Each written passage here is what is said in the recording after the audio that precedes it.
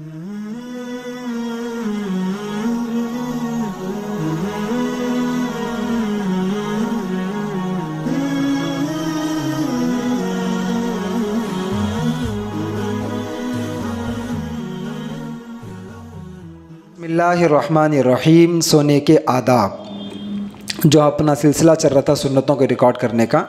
सोने के आदाब देखिए, पहला है रात को जल्दी सो जाना। इसमें थोड़ा सा एक मसला है, वो ये कि अगर आपको कोई दीनी काम है या कोई दुनियावी काम है जो इंतहाई ज़रूरी है तो उसके लिए आप जग सकते, लेकिन ये बात ज़हन में रखें, दीनी और दुनियावी काम में यही होगा कि फिर देखा जाएगा कि भाई ये इंतहाई ज़रूरी है, या फिर सुबह भी कर सकते हैं इसको। अगर नहीं कर सकते तो रात में जगने की इजाज़त है। दूसरा, घर के दरवाज़े को बिस्मिल्लाह पढ़कर अच्छी तरह बंद करना, इसलिए कि हदीस में ये बात मिलती, उग़लुक़ुल बाब, अल्लाह के नबी सल्लल्लाहु तआला अलैहि वसल्लम ने फरमाया कि घर के दरवाज़ों को बंद करो, और आखिर में बिस्मिल्लाह पढ़ने की भी दूसरी हदीस में इसकी वजाहत मिलती। तीसरा है बर्तन और मशकीज़े वग़ैरह ढाँक देना, यानी जो भी आपके पास भगोने वग़ैरह है या घड़े वग़ैरह है, ये सारी चीज़ें ढाँप कर सोना। इस वजह से कि भाई रिवायतों में मिलता कि भाई रात में एक वक्त होता है जिसमें बेबरकती नाजिल होती है अपने आमल की वग़ैरह की वजह से, तो उससे बचने के लिए अल्लाह के नबी सल्लल्लाहु तआला अलैहि वसल्लम ने इरशाद फरमाया कि वह रात में बर्तनों को ढाँप कर सोया करो। नंबर 4 है चराग, यानी अपने घर में जो लाइट्स वग़ैरह है इस वक़्त ज़माने में, उसको बंद करके सोना, बुझा देना या बंद करके सोना। ये आदाब में से है। वजह उसकी है कि भाई ये ज़रा साइंसी बात भी है कि बंदा रोशनी के मुकाबले में अंधेरे में ज़्यादा कंफर्टेबल नींद के एतबार से होता है, तो इस लिहाज से प्यारे नबी सल्लल्लाहु तआला अलैहि वसल्लम ने उस ज़माने में फरमा दिया था जिस ज़माने में इस लाइट्स वग़ैरह का कोई वजूद भी नहीं था। नंबर 5 देखिए, बावज़ू सोना, इसलिए कि अल्लाह के नबी सल्लल्लाहु तआला अलैहि वसल्लम की एक जगह हदीस है कि जो बंदा बावज़ू सोता है तो एक फ़रिश्ता उसके लिए नेकियां लिखता रहता है, उसके लिए रहमत की दुआ करते रहता है, तो जब तक कि वो नींद से बेदार ना हो जाए। तो कितनी बड़ी फजीलत है, तो बावज़ू होना चाहिए। नंबर 6, हाथों में चिकनाहट हो तो उसे धोकर सोना चाहिए, इसलिए कि नहीं मालूम रात में हाथ आपका जिस्म के किस हिस्से पर पड़ जाए, फिर उससे नुकसान भी हो सकता है। नंबर 7 देखिए, बिस्तर झाड़ कर सोना। बिस्तर झाड़ के सोने में ये जहन में रखें, पहले ज़माने में होता ये था कि हमारे जैसा बोनते अलग अलग तौर पे ब्लैंकेट्स वगैरह नहीं होते थे, जो बिछावा रहता था उसी पर सोते थे, तो इस वजह से दिन भर के चलत फिरत की वजह से धूल वगैरह या कीड़े वगैरह होते थे, तो उसको झाड़ कर सोते थे। लेकिन हमारे ज़माने में नया बिस्तर है, यानी बेडशीट वगैरह अलग से बिछा के सोते, और इसी तरीके से बुनता वगैरह बिछा के सोते, या ब्लैंकेट वगैरह और लेके अलग से लेके सोते। तो अब बिछा के झाड़ रहे लोग, तो ये सही हरकत नहीं है। यानी पहले से आप बिछा हुआ रहा तो उसको झाड़ लीजिए, जो नया बिछा रहे आप तय करे हुआ था उसको निकाल के बिछा रहे तो उसको झाड़ने की ज़रूरत नहीं है। नंबर 8, सुरमा लगा कर सोना। नंबर 9, सोने से पहले वसीयत करना।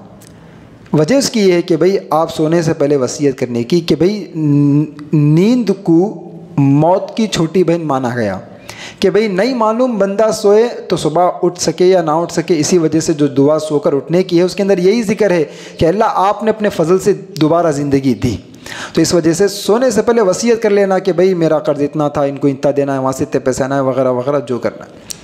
नंबर 10, अच्छी नीयत से सोना। नंबर 11, सोने से पहले तौबा कर लेना, जितने अमाल दिन भर में गुनाह हुए उससे तौबा कर लेके सोना। नंबर 12, अपने दिल को कीना और हसद से पाक करके सोना। नंबर 13, तहज्जुद की नीयत करके सोना, इस वजह से कि अहादीस में इसके बारे में मिलता है कि जो कोई बंदा तहज्जुद की नीयत करके सोए और खुदा ना खास्ता उसकी नींद अगर उसकी आंख ना खुल सके, यानी उसकी नींद लगी हुई रही, तो सुबह जब वो फजर के लिए उठेगा तो तहज्जुद का सवाब पाया हुआ होगा अल्लाह की तरफ से। तो कितनी बड़ी फजीलत है। तो नियत करके सो जाना चाहिए, खाली नियत करके सो जा रहे कहते उठना मेरे को फजर में है बोल के, तो फिर आपकी ये फजर की नियत होगी, तहज्जुद की नियत नहीं होगी। तो फजर की नियत नहीं, तहज्जुद की नियत कीजिए, उठने की कोशिश कीजिए, नहीं होने पर फजर में उठ गए तो तहज्जुद का सवाब है। नंबर 14, हदीस में जो वारिद दुआएँ हैं, मसनून दुआएँ, उसको पढ़ कर सोना। अल्लाहुम्मा बिस्मिका अमूतु व अहया, ये उमूमन है, इसके अलावा भी दुआएँ हैं वो पढ़ कर सोना। نمبر 15 دیکھیے آیت الکرسی پڑھ کر سونا، بہت فضیلت ہے اس کی، یہاں تک لکھا ہوا ہے کہ جو کوئی بندہ آیت الکرسی پڑھ کر سوئے گا ایک فرشتہ اس کے لیے حفاظت کے لیے اللہ تعالیٰ متعین کر دیں گے اس کے لیے، تو اس کا اہتمام کر لینا۔ نمبر 16 سورہ بقرہ کی آخری 2 آیتیں پڑھ کر سونا۔ نمبر 17 سورہ کافرون پڑھ کر سونا۔ نمبر 18 سورہ اخلاص اور معوذتین پڑھ کر دونوں ہتھیلیوں پر دم کر کے پورے جسم پر پھیرنا۔ معوذتین کس کو بولتے ہیں؟ قل اعوذ برب الفلق قل اعوذ برب الناس۔ تو سورہ اخلاص اور یہ 3 سورت یہ جو ہے یہ قل اعوذ برب الفلق قل اعوذ برب الناس پڑھ کر سونا۔ بعض لوگ معوذتین کے علاوہ سورہ کافرون کا بھی ذکر کرے جو اوپر اس میں آ گیا اوپر کے نمبر میں۔ نمبر 19 سورہ الف لام میم سجدہ، سورہ ملک، سورہ بنی اسرائیل اور سورہ زمر پڑھ کر سونا۔ دیکھو میں جو آپ لوگوں کے سامنے یہ سونے کے آداب ریکارڈ کرا رہا ہوں، اس کے اندر بعض وہ صورتیں ہیں جو اللہ کے نبی صلی اللہ تعالیٰ علیہ وآلہ وسلم ہر رات میں اپنا معمول بنا لیے تھے، یعنی ان کا معمول تھا پیارے نبی کا، ہر رات وہ کیا کرتے تھے۔ بعض سنتیں یا آداب وہ ہے جو پیارے نبی صلی اللہ تعالیٰ علیہ وسلم کبھی کرتے تھے، کبھی مصروفیت کی بنا پر چھوڑ دیتے۔ تو یہ جو سورہ الف لام میم سجدہ ہے، سورہ ملک ہے، سورہ بنی اسرائیل ہے، یہ ساری انہی قسم سے ہے۔ نمبر 20 مسبحات یعنی سورہ حدید، سورہ حشر، سورہ تغابن، سورہ جمعہ اور سورہ اعلیٰ، یہ صورتیں پڑھ کر سونا۔ نمبر 21 داہنی کروٹ پر سونا، اس طریقے سے سیدھے ہاتھ کی جانب۔ نمبر 22 چہرے کے نیچے دائنا ہاتھ رکھ کر سونا اور 3 مرتبہ یہ دعا پڑھنا، اللہم قنا عذابک یوم تبعث عبادک، اے اللہ ہم آپ کے عذاب سے پناہ مانگتے ہیں، ہمیں بچا لیجئے اس دن جس دن آپ بندوں کو جمع فرمائیں گے۔ ٹھیک ہے۔ نمبر 23 نیند آنے تک اللہ تعالیٰ سبحانہ و تعالیٰ کا ذکر کرتے رہنا، اس لیے کہ آپ کا آخری عمل اگر ذکر بن گیا تو کتنی بڑی بات ہے، کیونکہ انما الاعمال بالنیات اور الاعتبار بالخواتم، یہ سارے حدیث کے پیش نظر یہ ہوگا کہ بھئی آپ کی نیت کے حساب سے اور آپ کے عمل کا آخری ہونے کے حساب سے آپ جنتی شمار ہوں گے۔ نمبر 24 نیند نہ آنے پر یہ دعا پڑھنا، بڑی دعا ہے، اللہم رب السماوات السبع وما اضلت ورب الارضین وما اقلت ورب الشیاطین وما اضلت کلنا جارا من شر خلقک کلہم جمیعا ان یفرط علینا احد منہم او ان یبغی عز جارک وجل ثناؤک ولا الہ غیرک ولا الہ الا انت۔ اتنی دعا ہے، کئی ہمارے پاس مکتب میں کئی بچوں کو یہ دعا یاد بھی ہے۔ نمبر 25 حالت جنابت میں سونا ہو تو استنجا وضو وغیرہ کر کے سونا۔ کیا بتا رہے؟ حالت جنابت یعنی اگر میاں بیوی کی ملاقات رات میں ہو گئی، اس سے ناپاک ہو گئے، تو فوراً غسل کرنے کے بجائے صبح اٹھ کے اگر غسل کرنا چاہ رہے، مطلب فجر کی نماز کے لیے غسل کرنا چاہ رہے، تو یعنی رات میں نہیں کرنا چاہ رہے، تو اس وقت استنجا سے فارغ ہونا، ضرورت سے فارغ ہو کے آ کے وضو کر لے کے سونا، یعنی ناپاکی وغیرہ کو دور کر لینا، کیونکہ ناپاک حالت میں اگر آپ سو گئے اور خدا نخواستہ یہ آپ کی آخری نیند رہی تو پھر یہ آپ کے لیے بہت ہلاکت والی بات ہے۔